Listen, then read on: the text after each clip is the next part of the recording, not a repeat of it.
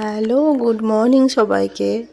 তো তোমাদের তো শুক্রবারে লাইভে দেখিয়েছিলাম যে আমি বাইপাসে ঘুরতে যাচ্ছি সবাই।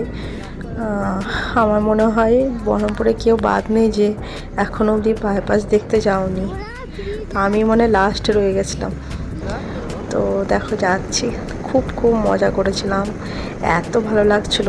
তারপরে তো বাড়িতে এসে ওই যে হাওয়া লাগলো, এমনিতে তো ঠান্ডা লেগেছিলো, ওই হাওয়াতে আমার আরও বেশি ঠান্ডা লেগেছে, এখনও অবধি আমার ঠিক হয়নি।